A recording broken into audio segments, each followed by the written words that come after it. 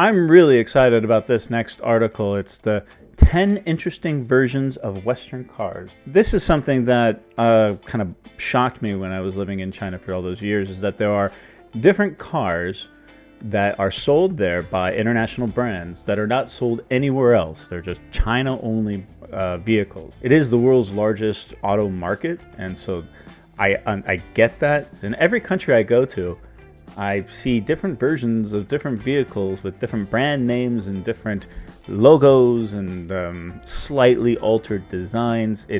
For a car nut, it's rather fascinating. 10 interesting versions of Western cars sold in China. Despite being discontinued in other parts of the world, these cool Western cars are still in full production in China.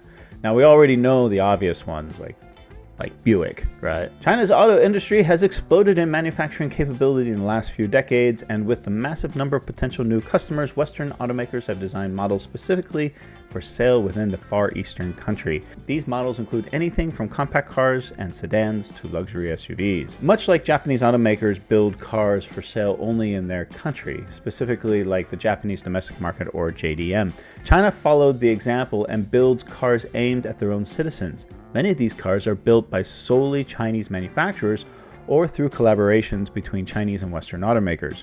While there were some issues regarding the comping of Western cars by Chinese manufacturers, with the Range Rover Evoque and the Landwind X7 as examples, yeah, that is a real it's a carbon copy of it, really. Western manufacturers now produce models specifically for the Chinese market, which were discontinued in other parts of the world but remain popular in China. The Chinese auto market is still booming, with new models being unveiled at a constant pace, which Europe and the Americas will most likely never see.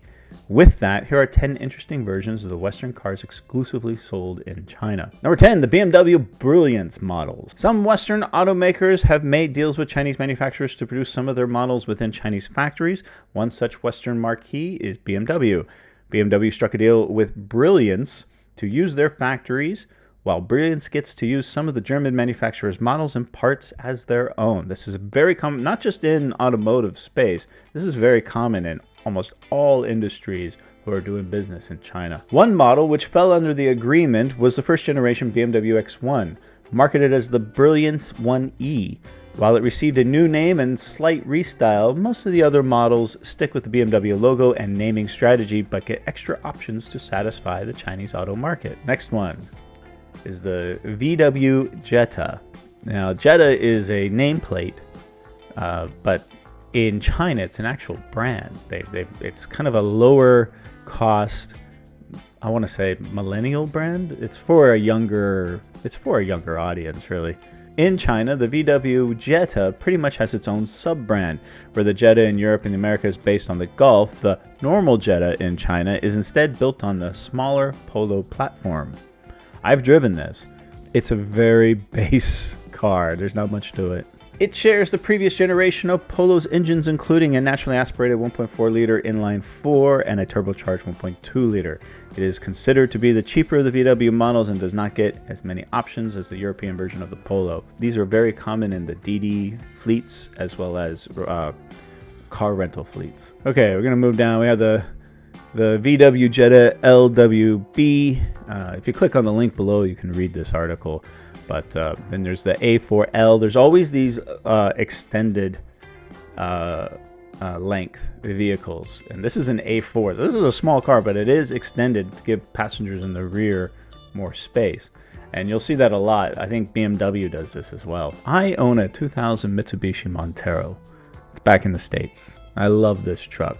It's my baby. It's sitting there right now, unfortunately. But that model of Montero, which is called the Pajero in other markets, is still being built in Changsha by, I think it's called Leopard is the name. So they make it with a diesel engine and an updated interior. All the body parts and everything are exactly like my 20-plus-year-old Montero. You really wouldn't know this unless you came to China and saw it for yourself. This one's interesting. The Beijing Jeep Cherokee XJ. Obviously, it's a Jeep Cherokee, right? The Jeep Cherokee XJ was a production between 1981 and 2001. Wow. During this time, 3 different companies produced it, and it transformed from a rugged off-roader into a more comfortable SUV. In the 1980s, Beijing Jeep, previously known as a joint venture between American Motors and the Chinese government, built the Jeep Cherokee in China under the Jeep name. It stayed the same until the Western XJ was discontinued, at which point the Chinese version got a facelift and gained engines from Mitsubishi and Mercedes-Benz. This version lasted until 2005, when the Chinese-owned rights to the vehicle went to Beijing Auto Works, who kept producing their version of the XJ called the BAW Qixi until 2014, using old Nissan 4-cylinder engines. And this is true, you do see these all over China. They're heavily used with high miles, but they're still going, and you can get into one for about $1,000. The body is all Jeep, but the engines come from, you can see they come from Japan, they come from Mercedes-Benz, they come from Nissan, you know. The Ford Taurus. Can you even buy a Ford Taurus in America anymore? I don't think you can. The Ford Taurus was produced in the US between 1985 and 2019, over 6 generations before being discontinued. However, the Taurus name continued in China and replaced both the Taurus and the Mondeo sedans. The model is technically just a continuation of the name, and the 8th generation Taurus will be on sale in 2023. I actually saw this at the Guangzhou Auto Show when I was there last year, and I guess this is the new one here. The only engine options for the Chinese Taurus are a 2.0-liter EcoBoost 4-cylinder and the 2.7-liter EcoBoost V6, the former of which was an original engine in the 6th generation model. The Chinese Taurus shares most of its design with the last generation Mondeo, including an Aston Martin style grille. The Ford Territory. It's got a Ford name on it, right? But it's not built by Ford. This is basically a rebadged crossover SUV, and I've driven them, and they're not that bad. I thought was not only handsome, it was nimble. It drove okay. It just it needed a little bit more refinement in the drivetrain itself. But the car itself is a good-looking car. The Ford Territory was a mid-sized family SUV built by Ford Australia, mostly for the Australian market. It featured the 4.0-liter Barra Straight 6 and produced around 250 horsepower in naturally aspirated form and 330 horsepower when turbocharged.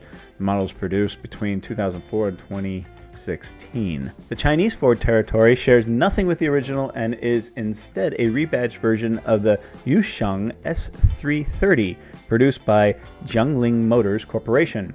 The Territory falls in between a smaller EcoSport crossover and what would be the Ford Escape. It is powered by a tiny 1.5-liter turbo inline 4. Like I said, the drivetrain on this is, it's not that great. The Lincoln Zephyr. The Lincoln Zephyr was a line of luxury cars produced between 1936 and 1942, before being discontinued due to the Second World War.